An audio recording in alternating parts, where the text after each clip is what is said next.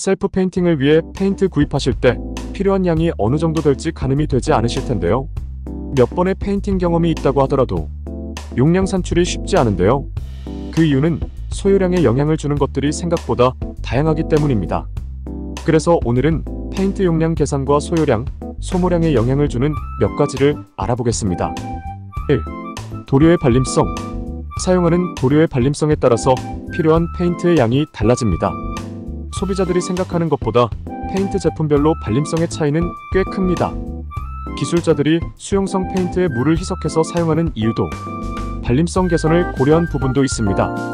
가끔 용량을 늘리기 위해서라고 알고 계시는데 발림성이 개선되어 도포 면적이 늘어나는 것이 더 정확하다고 할 수 있습니다.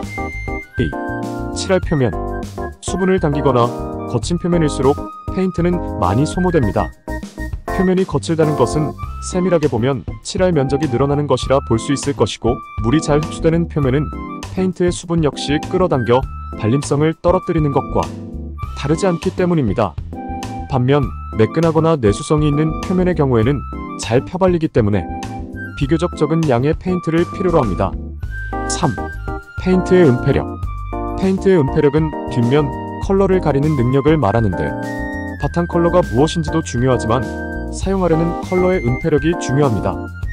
은폐력이 좋으면 2회 정도로 원하는 컬러로 페인트 칠이 가능하지만, 그렇지 않을 경우에는 페인트나 프라이머 작업이 1회에서 2회 정도 추가되어야 목적하는 컬러의 결과물을 얻을 수 있습니다. 필요로 하는 도료의 양이 달라지는 거죠. 4. 도포도구. 같은 양의 페인트라고 한다면 롤러로 도포하는 것이 에어리스 장비를 사용하는 것보다 더 많은 면적을 도포할 수 있습니다. 에어리스 장비로는 공기 중에 흩뿌려지는 양이 있기 때문입니다. 물론 방법에 따라서 공기 중에 흩뿌려지는 양이 조절되기는 하지만 롤러처럼 온전히 면에 도포할 수 있는 것은 아니겠죠. 롤러도 털 길이에 따라서 소모량이 달라지는데, 털 길이가 길수록 소모량이 많아집니다. 이요철이 많고 거친 표면에는 긴 털 길이의 롤러를 사용하면 도포가 좀 더 편해집니다. 그래도 정리를 해서 말씀드려보면, 더네드워드 페인트 기준으로 1리터는 약 6제곱미터의 면적을 롤러로 2회 도포할 수 있는 양입니다. 1리터로 문틀을 제외한 일반적인 방문짝 2짝을 칠할 수 있고, 2리터로 문틀문 세트를 3세트 칠할 수 있습니다. 1갤런 약 4리터는 문틀문을 6세트 도포 가능하고, 작은 방의 벽면과 천장을 도포할 정도의 양입니다.